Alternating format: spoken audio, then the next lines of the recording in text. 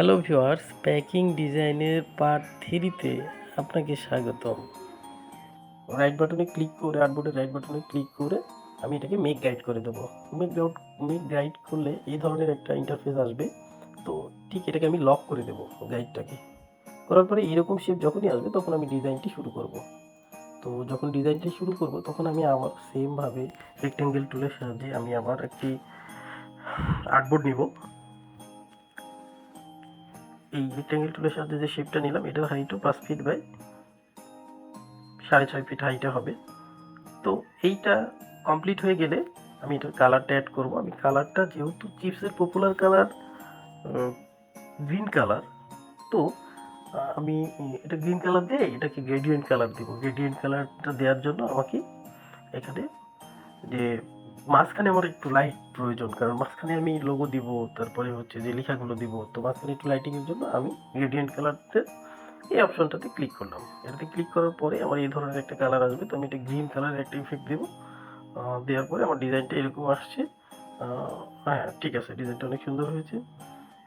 তো ডিজাইনটা কমপ্লিট হয়ে যাওয়ার পরে আমি এটার উপরে একটা পেন টুলের সাহায্যে একটি ড্র করব। এখানে আমার চিপস অ্যাড করার জন্য আরেকটি শেপ তৈরি করে নেব এইভাবে। নেওয়ার পরে কন্ট্রোল সি কন্ট্রোল বি দিয়ে আমি এটা নিচে আরেকটি ফিল কালার, স্টক কালারটা অফ করে ফিল কালারটা অন করে দেবো। দিয়ে আমি হোয়াইট কালারটা এখানে দিয়ে দেবো। দিলে এরকম একটা ডিজাইন আসবে। এরপরে আমার কর্নারে এখানে লেখা আছে, এই লেখাটা অ্যাড করার জন্য আমাকে এটা দিতে হবে। তো এই প্যাকেজিং ডিজাইনের জন্য মূল লক্ষ্য হচ্ছে আপনাকে অবশ্যই একটি বারকোড থাকতে হবে, লোগো থাকতে হবে, এটার কি স্পেশালি টাইটেল নেম দিবেন সেইটা আপনাকে রাখতে হবে। এটার উপাদানগুলো কি কি আছে, কিভাবে এমআরপি দেওয়া হয়, এগুলো সব ডিটেলস, কয়টা কালার আপনি অ্যাড করবেন, এগুলো সব কিছু আপনাকে রাখতে হবে। তো এগুলো দেওয়ার পরে এইরকম করে আমার ডিজাইনটা কমপ্লিট হয়ে গেল। আমি এরপরে ব্যাক সাইডের ডিজাইন করবো। এতক্ষণ আমি যে ডিজাইনটি করলাম এটা ফ্রন্ট সাইডের। ব্যাক সাইডের ডিজাইনটির জন্য ব্যাকগ্রাউন্ড কালার আমি একই রাখবো। রাখার পরে এর আগে আমাকে একটি লোগো তৈরি করে নিতে হবে। আমি এই ভিডিওটি শুধুমাত্র করছি এটি আমার বিগিনার যারা আছে, লার্নার, লিসেনার, তাদের জন্য। তো অবশ্যই এটা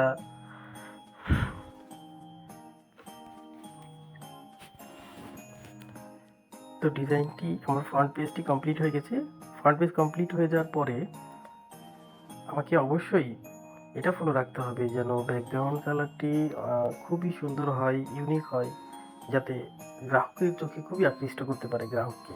তো এরপরে আমি পটেটোটা এটি আগে থেকেই ডাউনলোড করে রাখছিলাম পিএনজি ফাইল। আমি এটিকে আমি যে শেপটা নিয়েছি পেন্টুলের সাহায্যে নিচে এটাতে আমি ক্লিপিং মার্কস করে এটা অ্যাড করে নেব। নেওয়ার পরে আমি নিচের অংশে এটা বসাবো। বসানোর পরে আমার ফ্রন্ট পেজ ডিজাইনটি কমপ্লিট হয়ে গেছে। এরপরে আমি লেফট সাইডের যে ব্যাক সাইডে যে ডিজাইনটি আছে, আমি এই ডিজাইনটি করব। এই ডিজাইনটি করার জন্য আমাকে অবশ্যই হাইটে 6.5 এবং ওয়াইটে 2.5 এই শেপে আরেকটা রেক্ট্যাঙ্গেল টুল নিতে হবে। নেওয়ার পরে আমি সেম কালারটি দিয়ে দেবো, ব্যাকগ্রাউন্ড কালার। এরপরে আমি এটার উপাদানগুলো এইভাবে বসিয়ে দেবো এবং আমি যে পটেটো ক্রেকার নামে একটা লোগো, চিপস লোগো তৈরি করেছি, এইটা আমি ঠিক এই ব্যাক সাইডে এই পাশে বসিয়ে দেবো। আর আমার যে মেন লোগোটা থাকবে সেটা আমি উপরে বসিয়ে দিয়েছি অলরেডি। তো এটা একটি ডেমো ভিডিও। এটি জাস্ট শিক্ষামূলক একটি ভিডিও। এটি কাউকে কারো ব্র্যান্ডকে নষ্ট করার জন্য না, আমি আমার নিজের মতো করে এই কালারটা ক্রিয়েট করেছি। তো সুতরাং যদি কোনো ভুল ত্রুটি হয়ে থাকে অবশ্যই ক্ষমার দৃষ্টিতে দেখবেন। তো এইভাবে আমার ডিজাইনটি আমি ব্যাক সাইডে কমপ্লিট করে নিব। নেওয়ার পরে ঠিক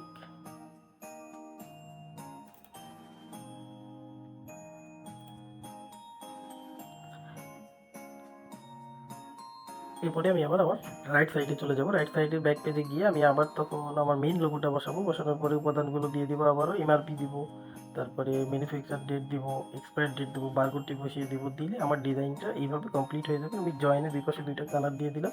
এখন হচ্ছে হাইট এবং ওয়াইটে, মানে ব্যাক এবং টপ এবং বটমে আমি এই ধরনের একটা ডিজাইন ক্রিয়েট করব।